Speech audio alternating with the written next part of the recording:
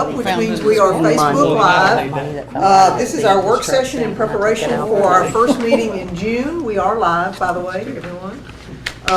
And we are delighted to have a regional weekend. So that's what I'm going to call this. And for those of you who plan to attend the game, let's cheer on the Bulldogs. We are very fortunate today, Dr. McGee and former Alderman Sumner Davis, who is the president of the school board at this point in time. He's just all these leadership roles, have come to give us an overview and talk about the aspects of the new Starkville High School. And so this is very informal. Y'all come on up and let's hear about all the good stuff that y'all are doing. There's see lots of dirt moving. So I don't even want to know how much dirt's having to be moved. It's a lot. I know it is. You can tell. I tell you, before we do that, I know that's an important topic, but if you could maybe just talk about some of the good work our teachers have been doing in school. Well, I believe you made the paper. We've got SOCSD among top 100 rising school districts right there. So we did. That's a lot of good work by our teachers across the district. You know, just want to kind of brag on them a little bit.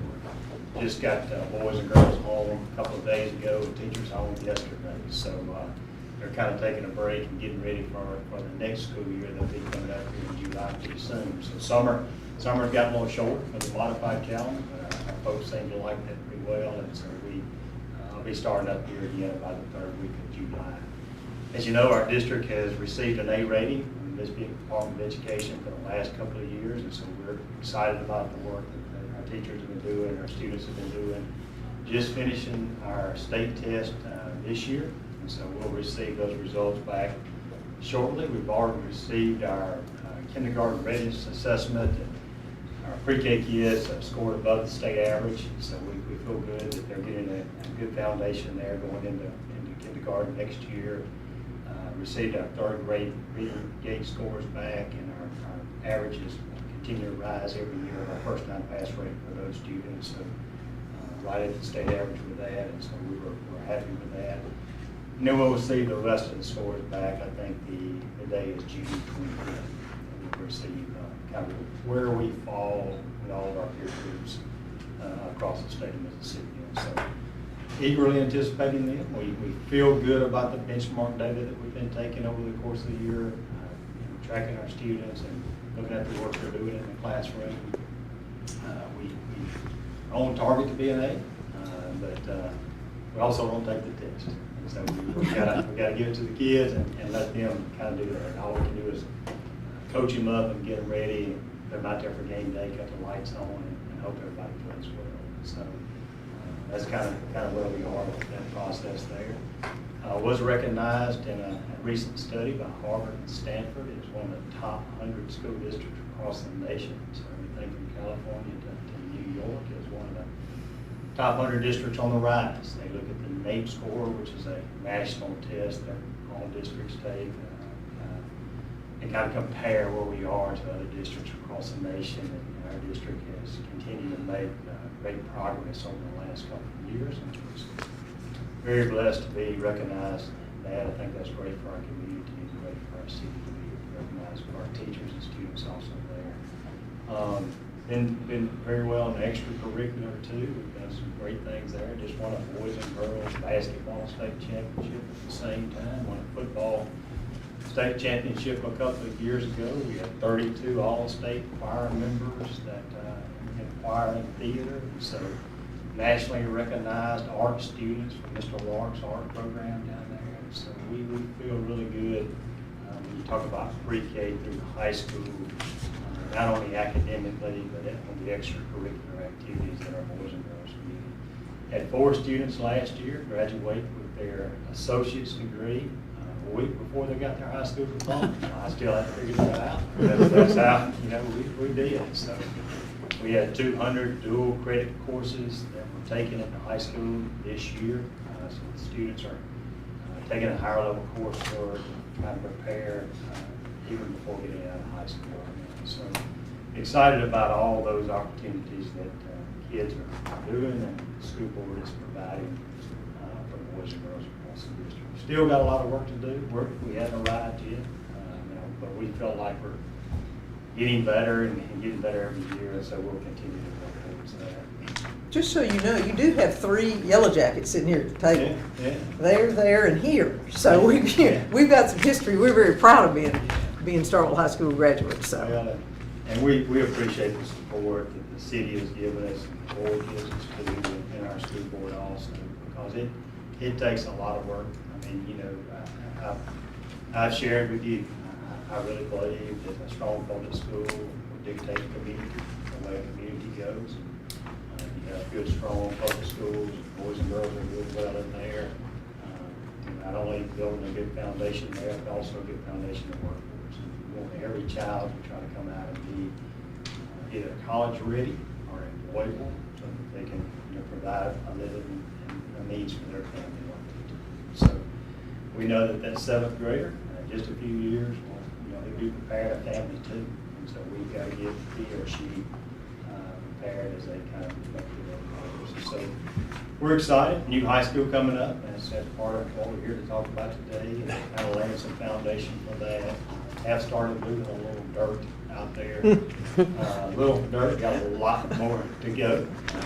Pretty soon, we kind of held off moving a whole lot until we could get school out, because we just knew the construction crew went back and forth with buses coming in and those type of things would be a little problematic. So now the kids are going and buses are going, you'll see a little more work kind of going on. We did do the first site package that we bid out, and it was just basically doing the dirt work, tree removal, leveling the ground.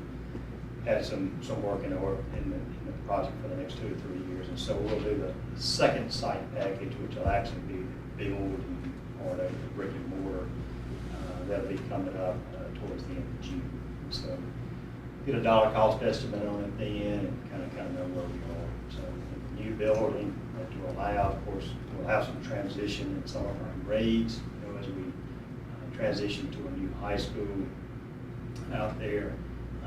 Be 9 through 12 on the campus out there during that time. And so as we transition there, we'll have to make some adjustments with our partnership school, currently being 6 and 7 across our district, and how do we look at that. New Fine Arts, Performing Arts Center. They'll seat about 900 in that Performing Arts Center, which I think is really nice for our community currently. This will probably hold one of the largest venues as far as being able to have a place for people to go. Not only our kids to have theater and choir, but also an opportunity for the community also to have something they can potentially use.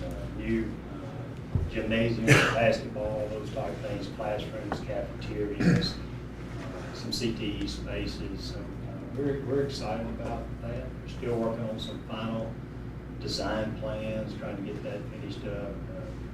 Give you some final approvals on those, but hopefully we'll have some renderings and things that we can show you. So a lot of work going on. Absolutely. So you're seeing that fine arts as a shared space, potentially? Well, I think, you know, we always try to work with the city. We do with tennis and some other things, and I do think that there's opportunities there for people to use that at some point in time. If somebody has, I know the city theater. Starkville Community Theater. Mm-hmm. Yeah. You have orchestra and different things that might potentially use that, you know, down the line. So once we get in it, like I say, it'll seat about 900. And we've kind of got it where if somebody decided, hey, they wanted to use it being used, it's able to kind of block everything off and just use that part of it, so you wouldn't have really access to the school. So we do think it'll be something the community can use once we kind of. Do y'all have some dollar figures associated with it? I mean, that's always what's part of the discussion and the, you know, part of what people are curious about. So yeah, when you look at it, if you've ever bought or built anything in Starkville, I believe we all have. So you know that it's a little sometimes can be challenging to do that. And so we're working on some dollar figures now. What we've got is some comparable numbers of other schools that have been built. Of course, you won't really know this one until you get it out. Somebody looks at it. decides what they want to build it for. If you look at Lamar County, down in Hattiesburg, they've opened 3 new schools down there in the last year, new high schools. And they've been averaging somewhere around $347 a square foot. It's kind of where they're at. Anticipation that it might be a little higher in Starkville, more towards the $385 to $400 a square foot. But again, you won't know that until. When are y'all gonna go out to bid? In June for the facility part, as far as classrooms, gymnasium, fine arts, all that, band hall. So the bulk of it will be bid out hopefully end of June. So we'll know some numbers first of July. Still got a few, like I say, a few modifications to gotta get done, but if everybody gets the timeline like we're supposed to. And you're still looking at opening 2028 fall? Yeah, June 2028 is our deadline. June. We've held hard on that, so we're pushing everybody to, get all their ducks in a row so that we can, we said, hey, June 2028, we work back. Trying to put a timeline together to make sure that works. So we're, this year's finishing 9th graders will be seniors going in seniors to the new high school. And so we'll technically have a 10th grade year, 11th grade year, and then potentially those boys and girls will be the first senior class in high school. And your bonds have been issued, right? Or authorized? Not issued, authorized. Okay. All right. Any other questions? We got questions from the board members about all this? I think it's very exciting. I mean, it obviously it is overdue. Do you know what you're going to do with the old high school? We hope, again, well, there'll be some reconfiguration of some of our grades once we do that. I've talked with the board and talked with them. Really, I would think by December, we would have a full plan of the shift if there's going to be shifting us some grades. Currently, the old high school, which is still a pretty good structure, but when you get, right now we have about 1,200 students in high school. And it's really overcrowded, just to be honest with you. You probably fit 2 grades in it pretty good, maybe 3. When you get 4 grades in it, it's pretty crowded, especially when you're talking about trying to feed them in a cafeteria and all those type of things. It would lend itself probably best to a 7th and 8th grade school because of athletic facilities. That's typically when boys and girls begin athletics is 7th grade. Partnership school, when it was built years ago, really didn't address a whole lot of extracurricular type things. Very small dressing rooms, not really a football field, a gym that's really not conducive to playing basketball again, those type of things. And so it would probably lend itself more to the 7th and 8th grade so that I can use the football field, baseball field, softball field, basketball court there. And if we did that, it would cause some maybe reconfiguration of some other grades there. So hopefully we'll be able to put a plan out soon so we can kind of a year and a half advance so we kind of know kind of what direction everybody's going. I know in social media, because I do pay attention to a good bit of it, that some of the questions were, you're not gonna move you spend all that money on the baseball fields, the football fields, softball fields, etc. So that's where the games will be played, but you're gonna have training areas or practice areas. That's new. The one, to that point, what people are talking about, what we as a board, the district did out on the current campus, spent about $6 million to redo track, football, which also is soccer, baseball, softball, all of that. The new facility will have practice gyms for boys and girls basketball. We'll have competition gym for boys and girls basketball. Gym that's currently there in partnership can be used for wrestling, volleyball. Did you get the clean ones? Or you? No. Which ones did you get? Nav. My blue ones, the nacho ones. Yo, Nav. You're not muted, Nav. Okay. Sorry. It'll have, we currently to Dr. McGee's point about the current high school space, when you talk about extracurriculars, boys and girls particularly, we're up against some Title IX issues as far as being able to provide space. When you start thinking about boys and girls basketball, volleyball, dance, cheer, all of these things, new facilities are going to allow us to do that.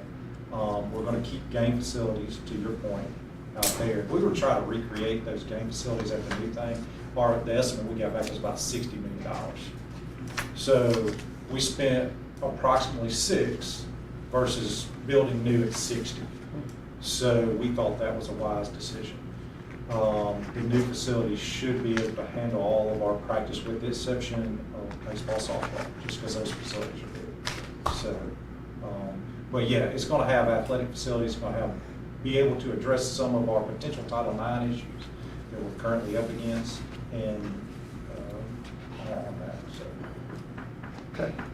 Are you anticipating, what are you anticipating budget-wise in terms of being able to manage without tax increase? I mean, that's the elephant in the room, and just in terms of when you're discussing these things. It's, I'm going to be honest with you, we're looking to see what our new values are going to be from the county after reappraisal. Yeah. When you talk about, you know, that's going to have twofold. Obviously, value of the mill is going to go up, which means our debt capacity or ability to do debt is better. Nod. But, you know, y'all got a 10% revenue cap on Avalon. We're at a 4%, okay? Mm-hmm. So outside of new growth, when we get those new values, just our district maintenance fund, which is what we call our general fund levy, we're at the cap because we're capped at 55 mills currently. But even at 4% revenue cap, we're probably going to have to drop that levy to stay within our 4% revenue cap. So it's a whole lot of moving parts to be able to say how much is the taxing. A lot of that's dependent upon this new reappraisal. Well, I think that explanation is one of the things that needs to be out there, Sure. just so people understand that, because it's complex. I mean, it Right. allows you to say, you know, we can't go up so much, we may have to go down. So Right, that's exactly, a good on thing the levy, yeah. on the general fund levy, and then of course, yeah, go ahead. Alderman Vaughn, does My question goes, it's been out in the public. Why did we go away from a referendum to allow the public to vote? Well, in the consolidation legislation that the state legislature passed, what they did was they allowed our school district to issue bonds in the exact same way that the city of Starkville is available to issue bonds, which means that the board was able to declare its intent, advertise appropriately, and then if people petitioned, it would go to a vote, which is a process we used, and we advertised and didn't have a single signature turned back in, not a one, to go to a vote. So we just followed the statute provisions and actually the exact same procedure that y'all would potentially use here if you wanted to issue GA bonds at the city. Many people didn't petition because a lot of people didn't know about it, because only time I knew about this, when I really heard about this, when y'all got ready to do the memorandum, and nobody else there. You know, a lot of people saying, why did nobody know about it? And we appoint 3 people from the school board, and a lot of board members, I don't know how many board members didn't know about it. I know, but I didn't know it, and it was the last minute when I heard. So if nobody there to contest it, nobody, you can't do nothing but pass. Well, how did that happen? How was the public was not fully involved that we're finna build a new high school? Alderman Vaughn, I don't really know how to answer that question because, I mean, we have open meetings, public meetings, just like you guys do. We discussed all of this in our board meetings. All of those votes were taken in a public section. Our minutes have been filed the same manner y'all's are. I know that I've talked with Mayor Pro Tempore Perkins about it multiple times, about potential tax implications.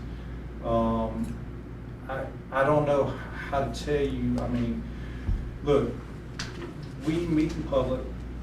We discuss things in public. We've had these discussions in public. We'd be happy to address any of these issues and going forward. And we'll say, I'm sorry if people feel like they didn't know.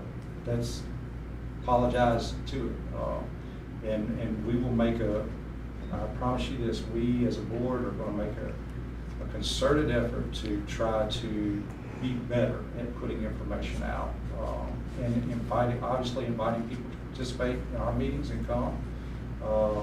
And so, but I really don't know how to answer that question, so. Yes, sir. Alderman Sistrunk, I saw your hand first. I wanted to go back a little bit when you were talking about reassessments and the caps that are placed on what we can collect in terms of ad valorem taxes and all that, and remind everybody that the numbers that we deal with are aggregate.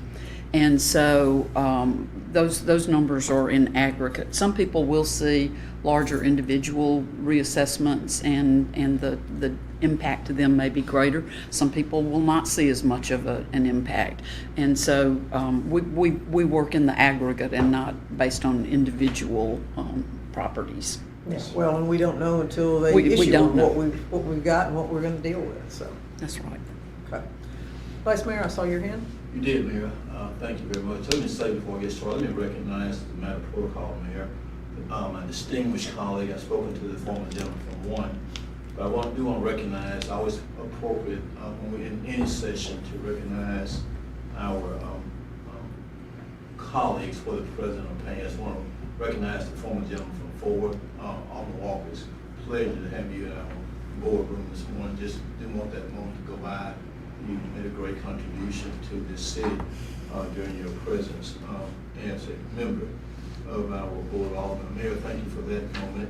Let me just briefly start. I have a question or two for the Honorable Superintendent. I do want to ask some questions to follow to your comments, Mayor. Thank you for your questions this morning. I do want to start, since the gentleman from 7 was last, and I appreciate the questions from the gentleman from 7, my distinguished colleague, and the response from my former colleague from 1. And I do want to just briefly, I'm not going to ask any questions, but I think it's been covered by the gentleman from 7, but I do want to concur with his comments and additionally say that I am very disappointed that the public was not involved in any discussions and didn't have any meaningful or any input prior to this multi-million-dollar construction package being put together.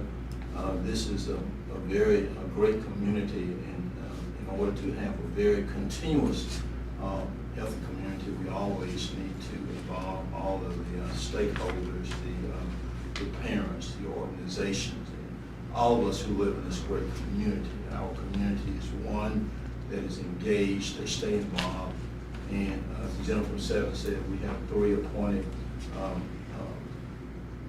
members to this very distinguished consolidated Board of Trustees, and we clearly understand how the laws in this great state work. We understand how the public meetings law work. We understand all that. We are very intellectual and solid about that. But at the same time, I know the mayor had to ask a litany of questions in all great respect. Thank you, Mayor, for allowing all of us to be intellectually informed about this.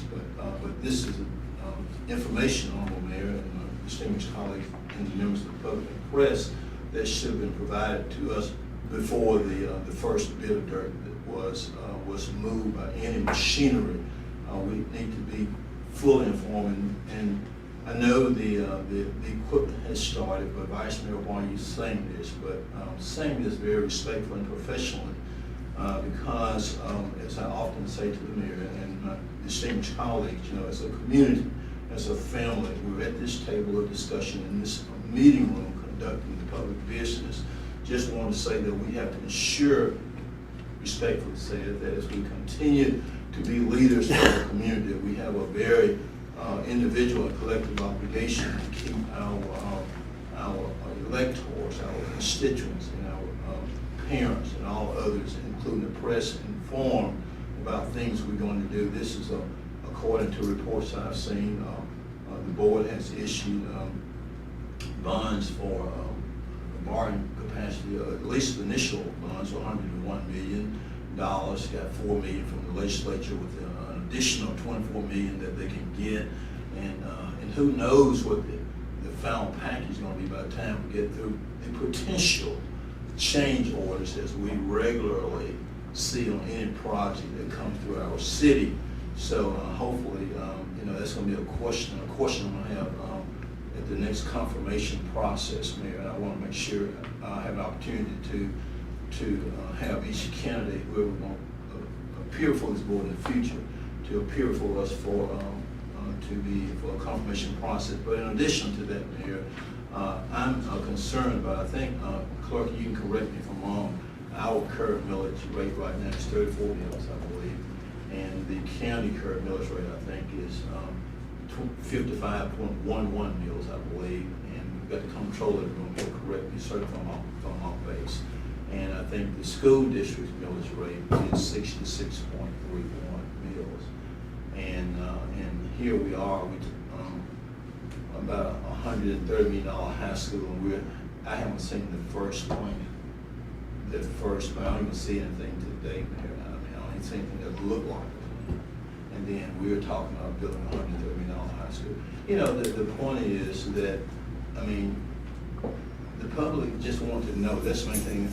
I mean, I have not heard a great conversation about against the school, but they just want to be informed. They want to have input. They want to have knowledge about what's going on, what's going to take place. We still don't have no definitive answer.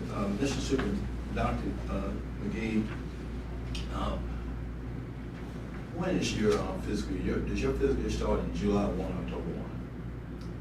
We start in July.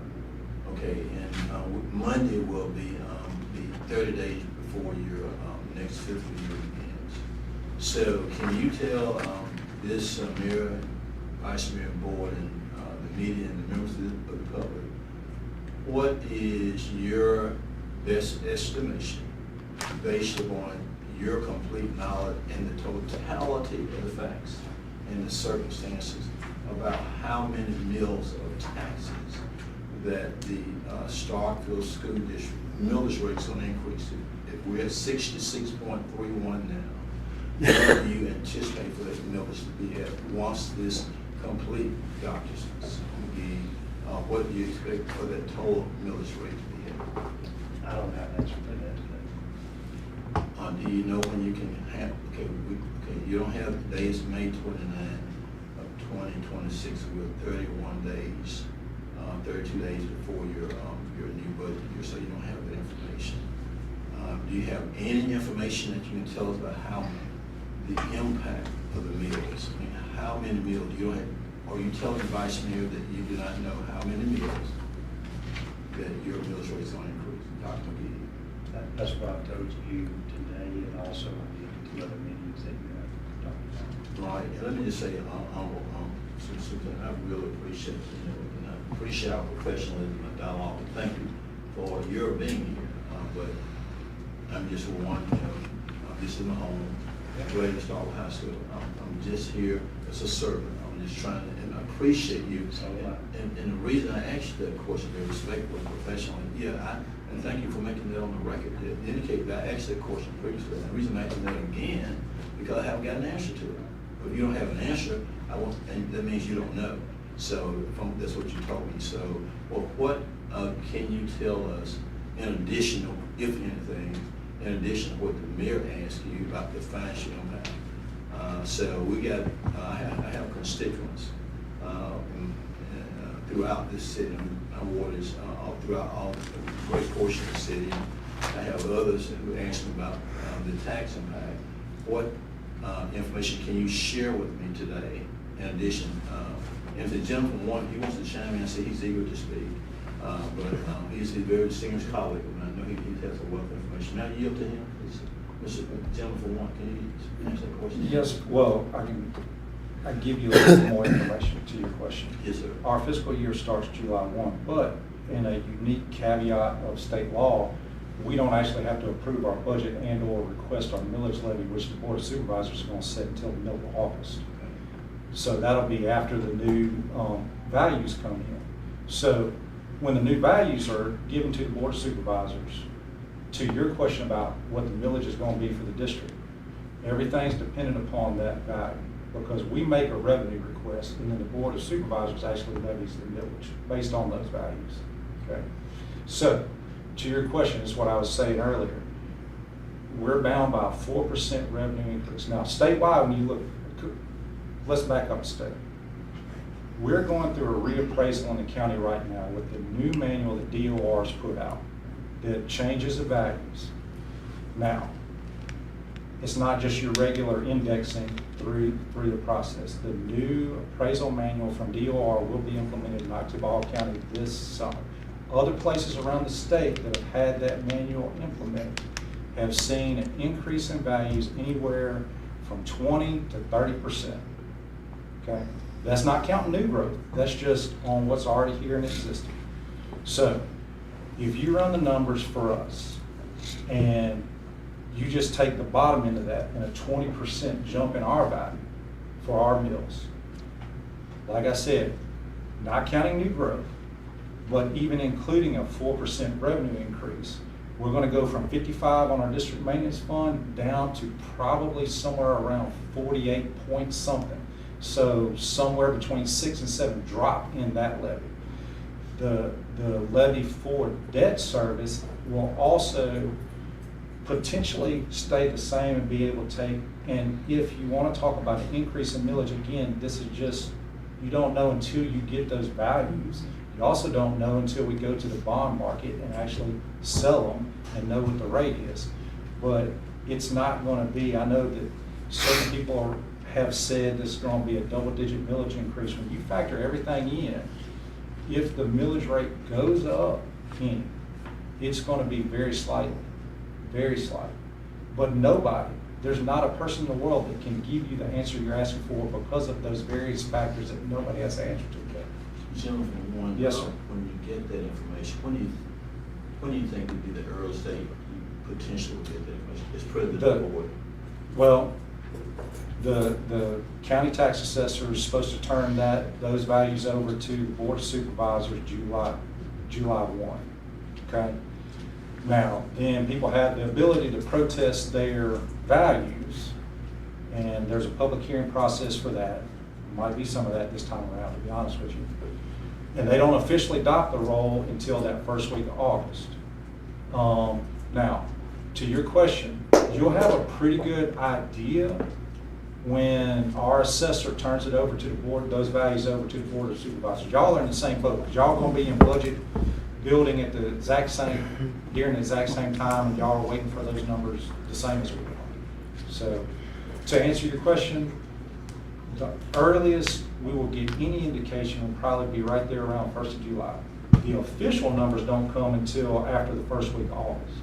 So, And as a final question, Mr. President, as a matter of full transparency and as a matter of full accountability, as an appointed school board member, as a result of being appointed by this mayor and board, will it be too much to answer you as president of the board, working in conjunction with the superintendent and his staff, to please publish all available information as to the complete financing of this approximately $129 million high school construction project or more, so that the mayor of this great city, the vice mayor, and all my distinguished colleagues present and former, and all of the citizens of this city and of the school district will have a superior knowledge base about our community, our high school that's being built upon this very high-profile landscape on the property of Mississippi State University that we're leasing from them, according to the memorandum of understanding. Would you give us that commitment at this table, Mr. Board President? 100%, Mr. Mayor, Pro Tempore. No, not without hesitation. I yield here, thank you. All right, thank you. Any other questions from the board members?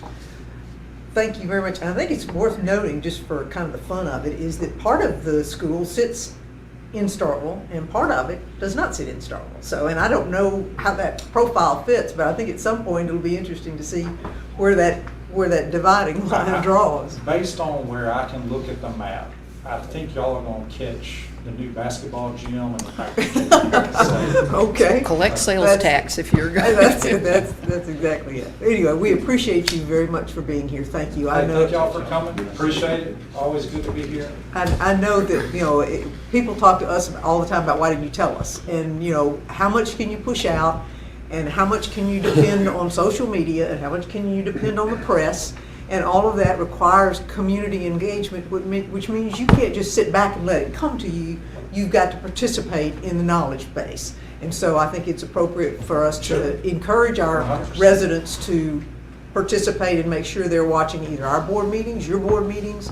So I think the knowledge is available, but we've all got to be proactive. Sure, And- 100%. And I did read quite a bit of chatter on the internet about the bonds when they were going through the authorization process and whether there would be a reverse referendum. And to be dead honest, I was surprised that there was not a reverse referendum that came forward. So there was some talk. Not everybody, because it is hard to keep everybody in the loop. But this was just general public talking on the internet. Hey, look, I will tell you this, I'm gonna speak for Dr. McGee here for a second, and my colleagues on the board. We wanna make sure everybody understands what's going on. We are going to make every commitment to push out information as we go forward,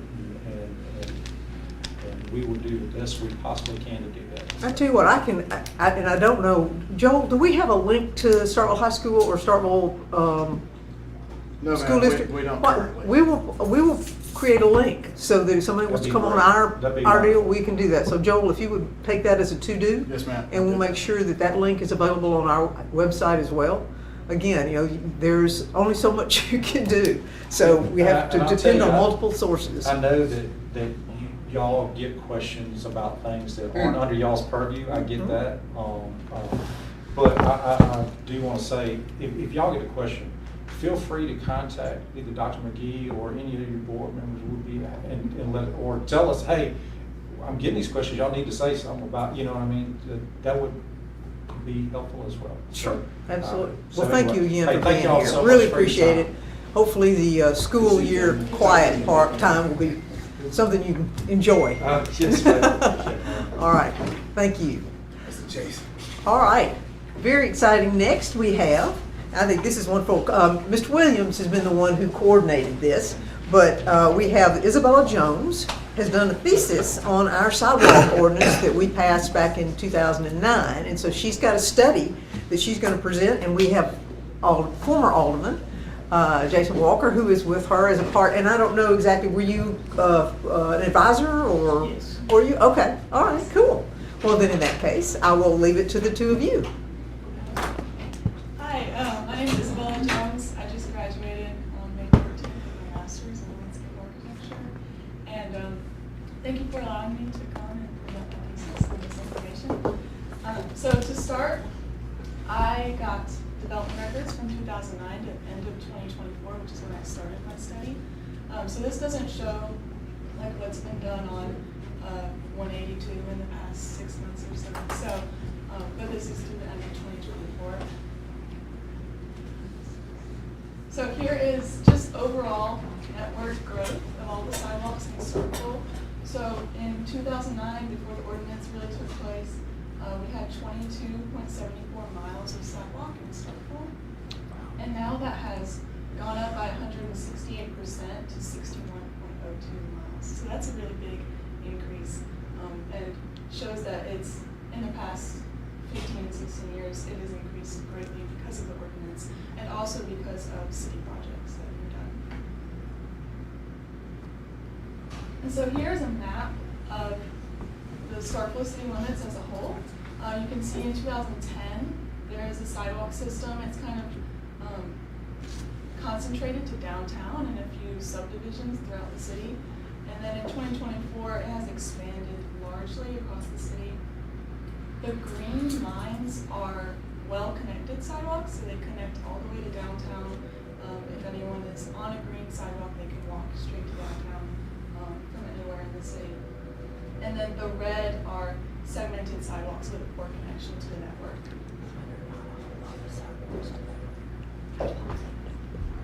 here, taking those poor, fair, good, and excellent ratings, I made a connectivity rating for the city as a whole. And so in 2010, it was 2.8 on a scale of 1 to 4. And then in 2024, that went up to 3.0, which puts it in the good category of connectivity. And here you can see the percentages of poor, fair, good, and excellent rated sidewalk segments throughout the city. And you can see that excellent rated sidewalk segments have gone up dramatically. Poor's gone up rather much too, so I Yes. guess that's the deterioration, is that what's determined to be poor? So this study, I didn't look at sidewalk quality, so if it has cracks. Okay. I didn't look at Fragments. that, but I looked at if it's a fragmented Okay, segment of all right, sidewalk. gotcha. So with the ordinance, a new development will build a sidewalk just on their property line, not Got it. connecting to anything else. Okay. So the poor percentage has gone up a little bit because of that. Okay. But also with mainly the city projects have contributed to the excellent increase. Okay, so our sidewalks to nowhere have caused our poor to go up a little bit, but eventually those will connect to Yes. something. So that's the Yes. long-term goal. Got it, okay, thank you. And so I also looked at public and private. So public is city-funded, state-funded, TAP grant sidewalk projects. And those are the red lines. And then black is the private developments, such as subdivisions or commercial developments. And the public sidewalks were 15.10 miles and the private sidewalks were 23.17. And even though they were a much larger length of sidewalks total, they are more segmented. And you can see here on this map that the public projects contributed more to increases in the connectivity percentage across the city. They really helped to connect those segmented private projects.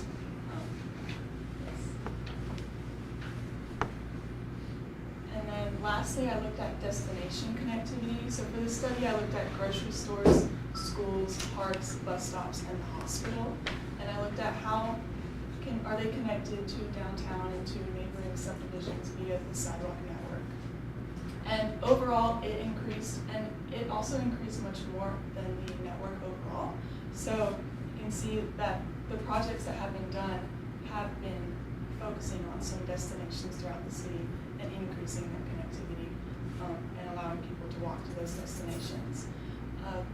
Looking at the color chart, the lines, you can see that parks and grocery stores have gone down a little bit, and that's because new developments have been made that are poorly connected, such as the Walmart neighborhood market or Cornerstone Park. Those are poorly connected via the sidewalk network, so that brought those categories down. But the bus stop system has increased connection to those destinations, and it was developed in 2012. So you can see the light blue line started in 2015. And that is, even though some sidewalk or some destinations have gone down, the bus stop network has increased connectivity to those. I want you to come back in another, say, 5 years and look, because we've got the Walmart neighborhood market project going with the grant that we're looking at that will be connectivity off of Garrett Road to that. So that's going to be a piece of that will have that connection made. That's really exciting. And how did you do on your thesis? I passed. Of course you did. Of course you did. Vice Mayor? On the walk, I apologize, I had to step out for a moment, but I have to take care of a matter. But I just want to say, the Vice Mayor is always very impressed with your ward, and whenever you are in the room, you have to be recognized. And this young lady and yourself are doing a great job, and we certainly appreciate that. And thank you for your continued service. We have Mr. Dumas on the tree advisory and on the landscape board, and if we go through this committee, I'm waiting to see what he had to say about it. So, thank you, gentlemen, for your service. Thank you all for letting us be here. And I would just say, all credit to Isabella, she did a fantastic job on this. Just were you on the board when we started these sidewalks? They say sidewalks No. nowhere. He So was not. I was on the planning and zoning board at that time, so I wasn't in that room, but I was in the building. How about that? So I know, But the chatter of that has died down, y'all. Well, I bet it and doesn't I after wanted to this. say, I was on the board with you then, and those were, there was a lot of that sort of talk. But what's funny is, over the last 15 years, we've moved away from that to why can't we have a sidewalk in fill in the blank? So there's Exactly. more demand for sidewalks now think that's than there were. It's making me think, everybody saying sidewalks are nowhere, but now look at all these sidewalks, they're connected now. Well, you just wait long enough. The city lives forever. The rest of us are, gonna not necessarily be here, but at some point, those will connect, and that's the long term. Yes, ma'am. And if I'm not mistaken, 80% of the sidewalks the city has done has been off of grant money, correct? A lot of them have been. The major portion of them, So certainly. it's I don't not know if it's coming out 80, of- but it's certainly it's a been high a number. huge amount. And the part we're doing right now will be off of grant money. So that's all good stuff. All good stuff. Spending it wisely. One final point. Yes, sir. And as to a question I was asked about when the sidewalks primarily started, it started earlier than your term as CL. Yeah. Mr. Now Judge Rodney Fay was our city attorney, and that's when that sidewalk ordinance basically came up during the 05 to 09 term. And so this is where we are now, so thanks for the work. Thank you, Mayor. Well, and highlighting that, just for fun, the Garrett Road intersection with it punched through, that had that wonderful sidewalk. That's right. And I remember Mayor Camp going, that's a sidewalk to nowhere. I Yeah. said, you just wait. That's right, you Just told me. wait. And now it is incredibly well Yeah. used. So, So absolutely. I would say, I know, sitting in you all's shoes, that you get constantly bombarded with questions and complaints and other things. And part of the reason that Isabella took on this study was just to see what the numbers actually were. And I knew that we had completed a lot of walkways, but I was surprised at the total number of the walkways and what it connected. So I would say, I think, while everything's not perfectly connected yet, it will be. So I would encourage to be steadfast and hold the course because it's working. And what it really showed is that between the university, city, county, when we work together to define where the city's going to go out and approve the grant, those segments are exceptionally important in improving the overall connectivity to neighborhoods that may, while you're waiting on private development to occur. I think it shows a number of things. I think it also shows over these 15 years that the city of Starkville has been exceptionally blessed with lots of development happening in our community that's driving a lot of this. So good things are happening. I'll keep doing it. I think if you hold on this path, we're going to get there maybe sooner than we thought. Absolutely. I'm incredibly proud of it. And thank you for taking a special look at us. I'm delighted with the results, certainly. Where are you going next? I'm going to Mobile actually this coming Monday to start work. Okay, well, congratulations. And thanks again for With coming Kimley to. Horn. I'm sorry? Kimley Horn. Oh, okay. Well, we certainly know them very well. Several different projects. So, congratulations. All right. Thanks again, guys. Appreciate it. All right. Let's go on to our agenda here. All right. We have a couple of sets of minutes, Mr. Huskisson. Are we all good with those? Ms. McLaurin, you good? All good? All right. So, can we do consent for those two? Consent, okay, with everybody consent. Okay, all right. Mayor's comments, I hope I'll be able to say that we won the regional. So we'll see, knock on wood. It won't be for lack of trying. All right, we will see. If there's any comments, we won't have introductions, so we will see how that goes. Anything the board wants to highlight under board comments? All right. Under public hearings, we're going to have a variance. Mr. Haviland, would you give us a little explanation for some of this? Yes, first variance request is on Brick Avenue, and this is a request is based on hardship. The applicant has a house that's very uniquely situated, it has public roads on 3 sides, therefore creates 3 front yards. And so what they're wanting to do is locate what's in their current backyards, how they use it, and it's been that way since 2004. They want to locate a shed, garage structure, and then they want to be allowed to keep their privacy fence where it is. Okay. And so the staff and the Board of Justice Appeals recommend approval of that with 3 conditions that are related to future construction. Okay, and that'll be a public hearing, so we won't look at that for anything consent-wise anyway. And then the second one? The second one is a request that's for the Brewski's property on Highway 12, and this one's based off of them exceeding the limits of work from a right-of-way permit.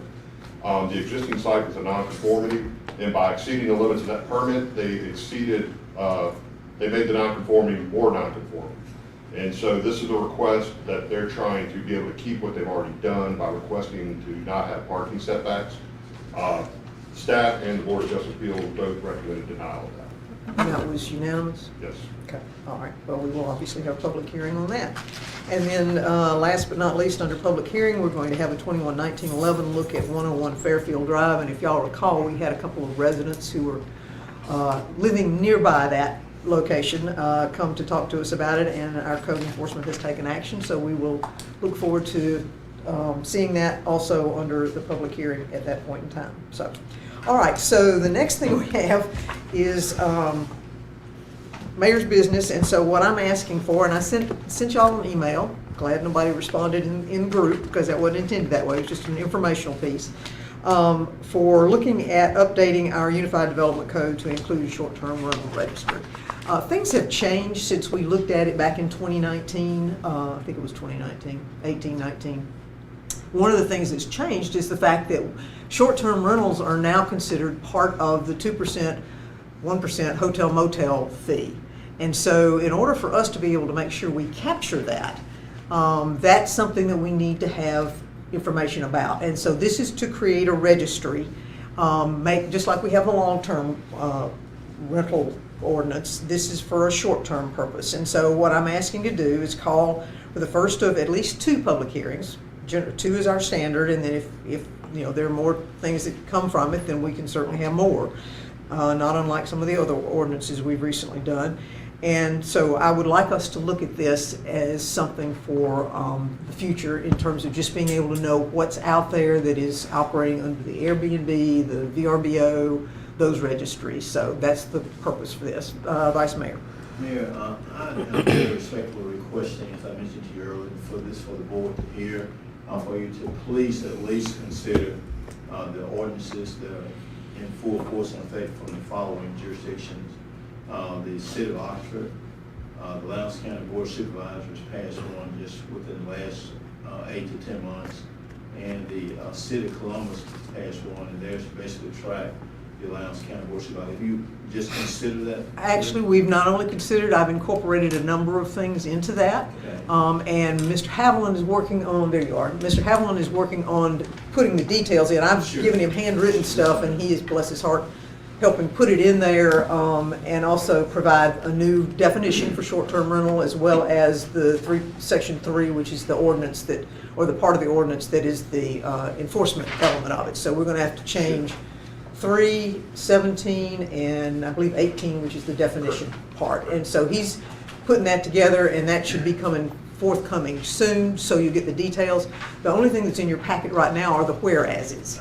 And so that's what's there for viewing now, but this is just for calling for the first of at least 2 public hearings. So, Thank you, Mayor. Thank you. okay. Any reason to not put that on consent, or you want to hold off? You want to hold off? Okay. All right. No problem. Just see him, since it is not an action other than just advertising, calling. But anyway. All right. The next one is, and guys, I just didn't catch it. I'm going to call this a Scrivener's error. That's what I'm calling this. And there is no precedent for this that I'm aware of, so I'm fessing up. When we did the alcohol ordinance 2026-01 back in January, we did the change the hour. That was all we changed, from 11 o'clock to 10 o'clock. And in the drafting of the ordinance, alcoholic beverages is in there everywhere.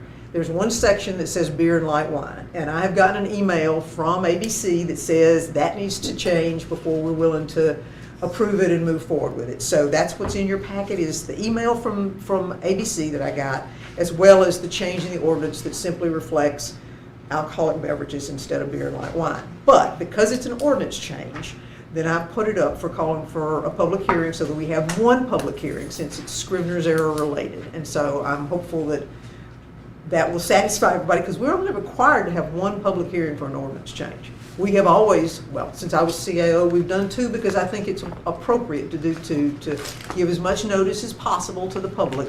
But this is not really a change of what we're doing. This is not a substantive change. This is just simply a language change. So it will be from 11 to 10. Yes, it's already 11 to 10 for us, for beer and wine. It's just not for the rest of it. It's not for your Bloody Mary. So if we could just make that a consent to call for the public hearing. All right, thank you very much. And then the last one is, this is the resolution that adopts that definition. Now, when there's a narrative that goes again with the I've been enjoying learning the agenda software. There's a narrative in there that goes with it that talks about the fact that when we got our last extension of the hotel motel, local and private, it said 4.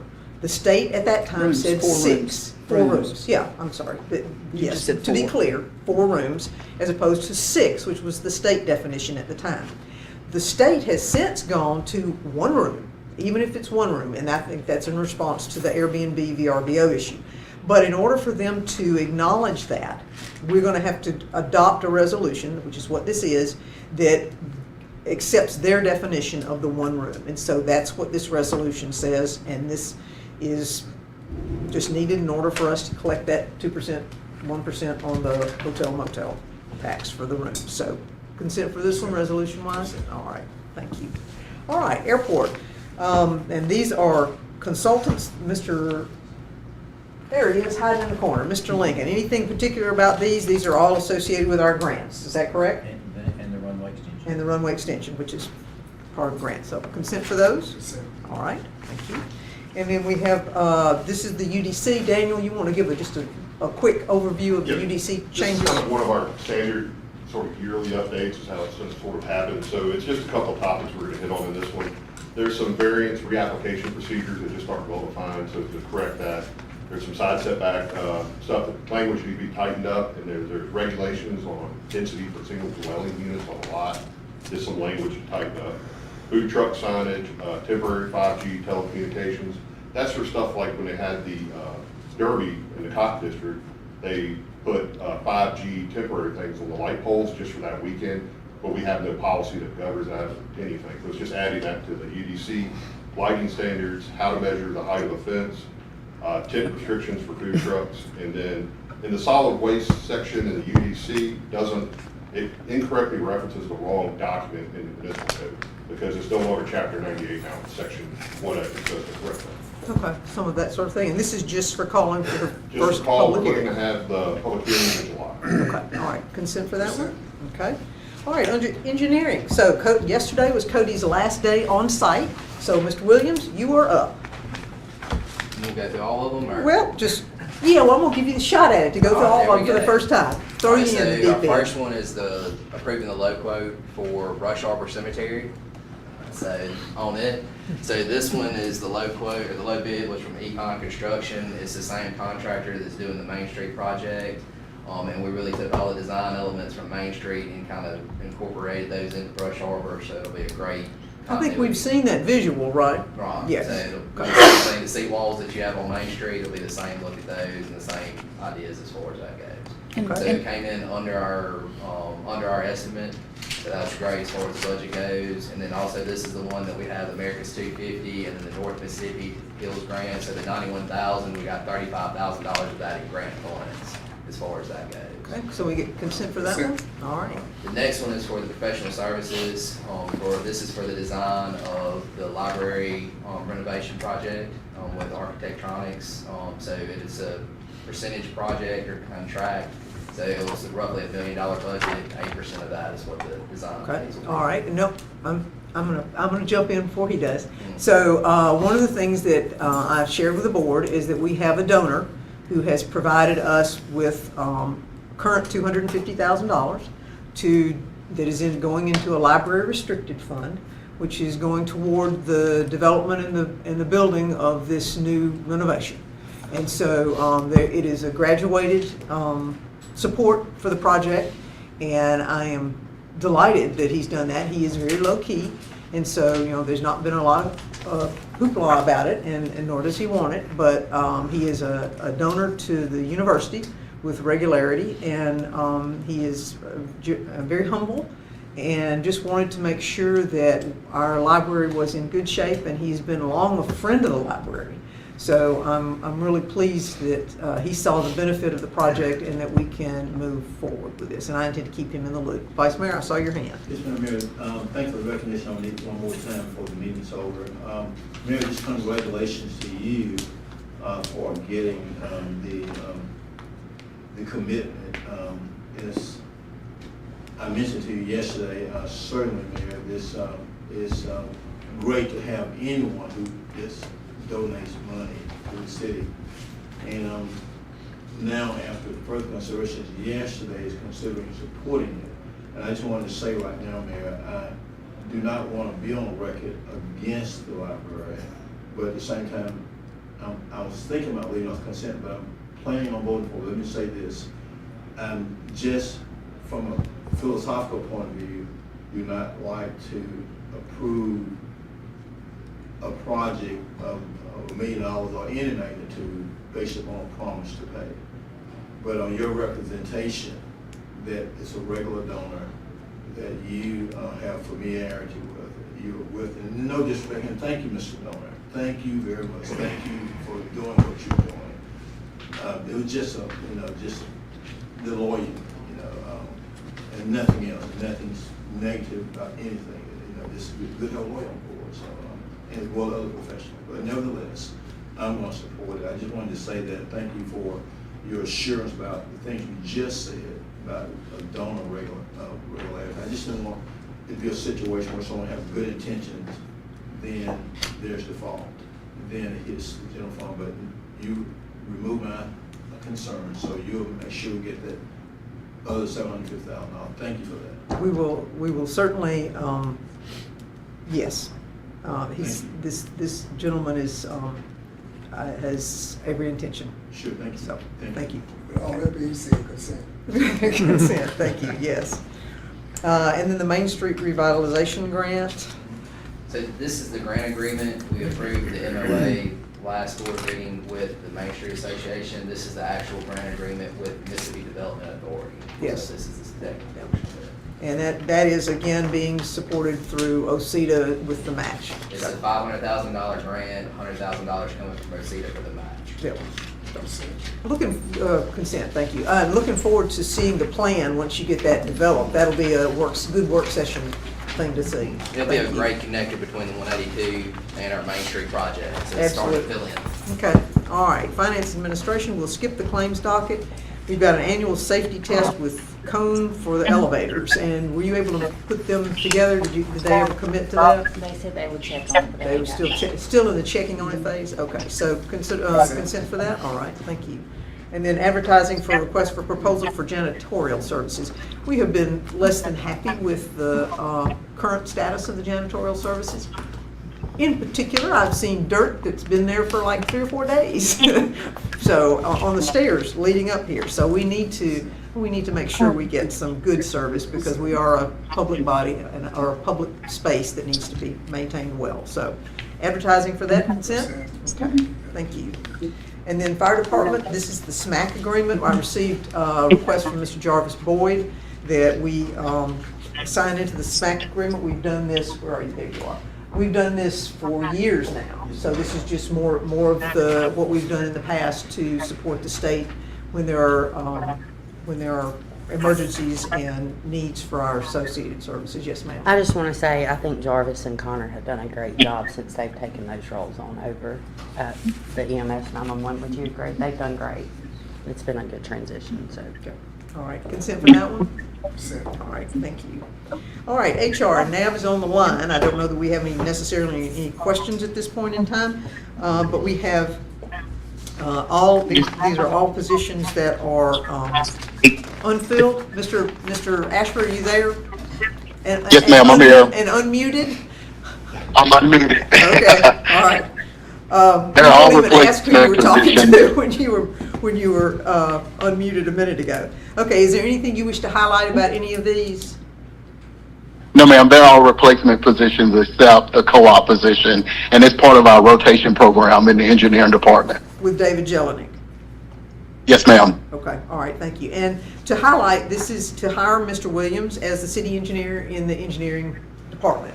Obviously, Cody's departure, he is still on board, but he is remote, and so I think it's appropriate to go ahead and have Mr. Williams, who is here and available, go ahead and hire him in that role, even though Cody is still until June the 30th, I believe it is.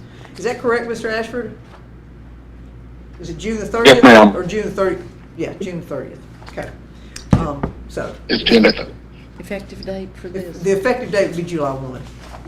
So, okay. All right, can we get, no, we don't have consent for number 1. Consent for the rest of them? Okay, all right, consent for the rest of them. All right, thank you, Mr. Ashford. Appreciate you being on the line. Yes, ma'am, thank you. And under parks, we have the, well, actually, that'd be more or less engineer again, but we've got the sheet metal for the Travis Outlaw Center and the annex roof repairs. This is a whole new roof for the annex building, and it is repairs to the Travis Outlaw Center. Is that correct? Okay, can we do consent for that one? Okay, thank you.